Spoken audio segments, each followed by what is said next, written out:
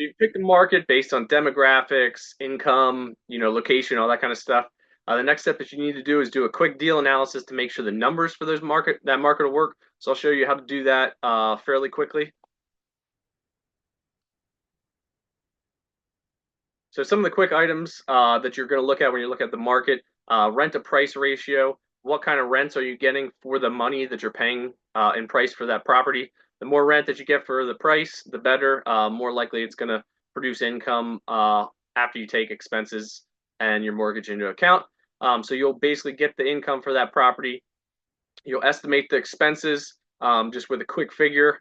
You apply the debt numbers, what the mortgage is going to be, and then that'll tell you whether or not the property cash flows, or otherwise known as producing income after all expenses and debt are paid, so money in your pocket each month. And then you just want to determine kind of what your return on that investment is. Like the cash flow has to be high enough that it makes it worth your time for what and money for what that you're putting into that deal. So if you're putting $50,000 into that deal, you'll want a significant return on that $50,000 as far as cash flow goes. So the example we're using here, it's a duplex example, so that means 2 units, 1 bedroom, 1 bath. The 1 unit is vacant. Estimated rent for that's $1,000 a month. And then there's a 3 bedroom, 1 bath that's currently filled. Rent is $1,295 a month. Tenants pay all utilities, and the price here is $249,900, so basically $250,000.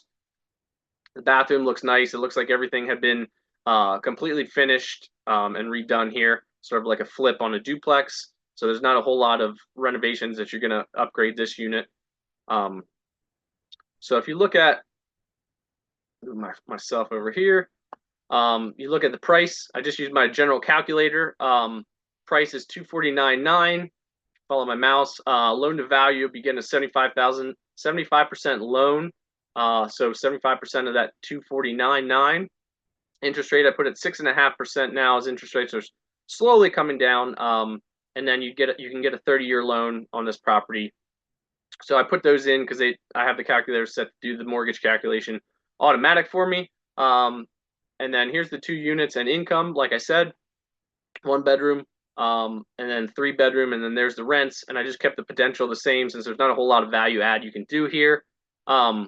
Normally in the property management spot of this calculator, I just put 45% for estimate all expenses. You're generally going to look at, when you're looking at small to mid-sized multifamily, you're generally going to look at 45, 55%, depending on how old the property is, depending on how much work it needs. So if I put it in this property management spot of my calculator, it basically just takes whatever the income is for the year, and then make expenses 45% of that.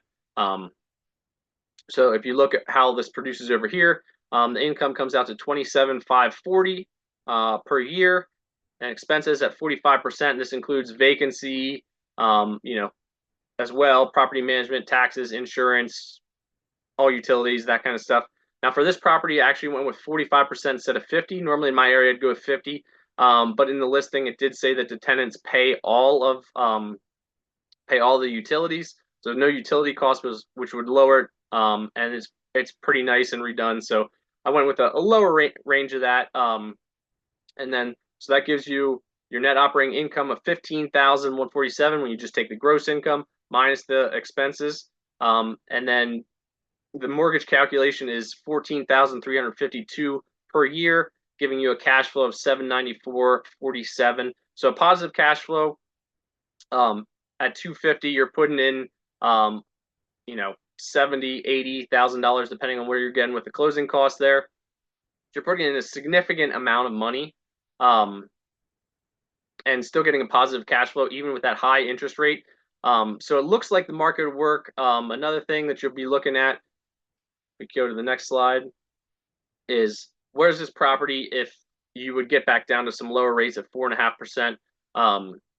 You're looking at $3,640 per year in cash flow. So that's money in your pocket, giving you an ROI of 4.9% because you're putting in 74, almost 75,000 with down payment, closing costs.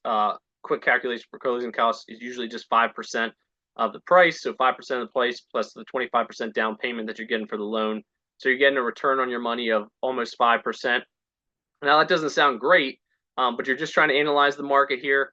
Um, you're going to be typically trying to find off-market properties that are at like a 20, 30% discount, which would make these numbers look a lot better. But if this works just as a listed property and can cash flow you positive for a couple of percent, that generally means that your market is going to work. So that's kind of how you do the quick calculation. Get the income, use an expense figure of 45, 50%, just depending on what the property is like. Um, use a mortgage calculator to give you what you're going to be a year, and then just find the cash flow and what that would be as a return on the investment that you put down on the property. So typically 30% is what you'll be putting down. So if cash flow is positive there, then you're likely in a market that's going to work for doing a value add because you're going to have value add uh, potential there.